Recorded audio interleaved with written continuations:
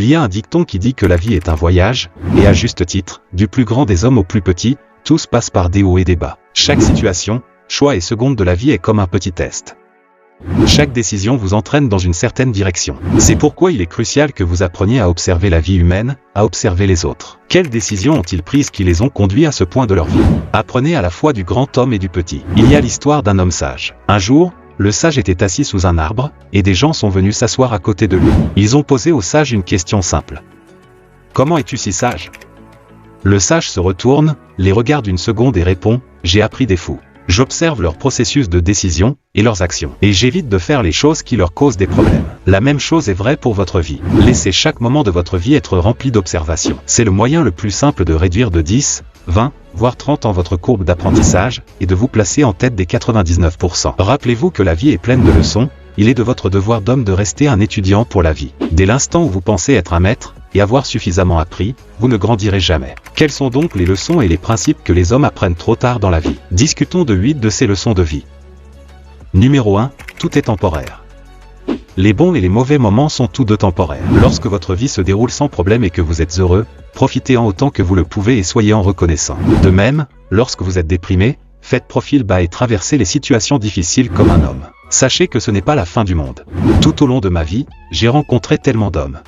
Dès qu'ils gagnent un billet de loterie, ils abandonnent leur famille. Ils commencent à parler durement avec les personnes qui ont été avec eux depuis le premier jour. Quand vous faites ça, vous oubliez que les bons jours sont aussi temporaires. Même si vous êtes millionnaire à vie, un jour viendra où vous devrez compter sur autre chose que l'argent. Alors ne laissez jamais vos émotions prendre le dessus sur vous. Dans les bons comme dans les mauvais jours. Gardez les pieds sur terre, et gardez la tête claire. Numéro 2, la vie n'est pas juste. Ce n'est pas un secret que nous sommes tous nés avec des jeux de cartes différents. Certains sont nés avec une cuillère en argent, alors que d'autres sont nés avec rien. Vous pouvez vous plaindre autant que vous voulez, et être en colère contre Dieu, ou votre famille, pour ne pas vous avoir donné les moyens d'avancer dans la vie. Mais n'oubliez pas que c'est à vous qu'incombe en dernier ressort la responsabilité de tricoter une vie parfaite. La vie que vous désirez se trouve à l'autre bout des difficultés que vous méprisez. C'est comme ce dicton qui dit que si vous voulez chasser le bonheur, commencez par chasser l'inconfortable. Arrêtez d'attendre, et commencez à travailler. Arrêtez de vous plaindre, et commencez à agir. Ce sont les bases de la masculinité. Numéro 3, le plus grand risque est de ne pas prendre de risques. Si vous regardez de près certaines des personnes qui ont le mieux réussi, vous verrez qu'ils ont agi pour arriver quelque part. Tout ce qui vaut la peine d'être acquis dans la vie vient avec une sorte de risque. Disons que vous trouvez une fille vraiment attirante, et que vous voulez la séduire. Eh bien devinez quoi, vous devez l'approcher et entamer une conversation. Cela peut être intimidant pour la plupart des hommes, et ils fondent au moment où la femme passe même de devant eux. Mais quoi qu'il en soit, qu'il s'agisse de sortir avec quelqu'un, ou d'arrêter de travailler de 9 à 5 pour commencer une carrière mieux rémunérée, la plupart des choses qui valent la peine d'être vécues comportent un risque. Le choix est finalement le vôtre, prenez le risque et soyez à la hauteur. Ou l'évitez et continuez à vivre une vie médiocre. Numéro 4. L'importance d'être présent. 50% des hommes ont tendance à se projeter dans le futur, alors que les autres 50% ont tendance à vivre dans le passé. Ce sont des endroits très dangereux à vivre. S'il est important de penser à votre avenir, veillez à ne pas le laisser entraver votre présent. Il n'y a rien de mal à penser à son avenir. En fait, c'est l'un des meilleurs moyens d'avoir un sens de l'orientation, mais n'y vivez pas. Laissez vos pensées sur votre avenir vous servir de rappel, pendant que vous travaillez dans le présent pour atteindre ce style de vie. Ne va pas pour vivre dans le passé, tant d'hommes vivent dans ce monde imaginaire du passé. Vous les entendrez souvent dire « Oh, j'aimerais que le bon vieux temps revienne ». Une fois que vous faites cela, vous devenez la raison même qui vous empêche de vivre dans le bon vieux temps. Cela vous empêche de vivre les bons jours. La seule façon de revenir au présent est d'avoir un but à atteindre chaque jour en tant qu'homme. Rappelez-vous, sans but, vous errez comme un zombie sans cervelle, qui vit la moitié du temps dans le futur, et l'autre moitié dans le passé. Numéro 5. Trop penser ne fait qu'empirer les choses. En grandissant, nous avons tendance à trop penser à tout.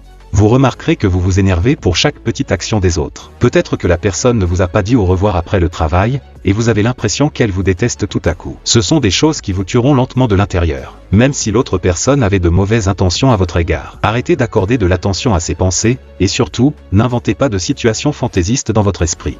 Rappelez-vous que l'action est l'antidote aux pensées excessives. Donc, chaque fois que vous vous trouvez en train de vous enfoncer plus profondément dans le monde des pensées excessives, allez courir ou faites des pompes jusqu'à l'échec. Numéro 6, le bonheur est un choix.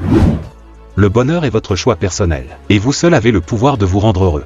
La plupart de votre bonheur vient de l'intérieur. Vous avez le contrôle de vos émotions, alors n'attendez pas que quelqu'un rende votre vie heureuse. En fait, c'est la raison principale pour laquelle la plupart des relations se terminent.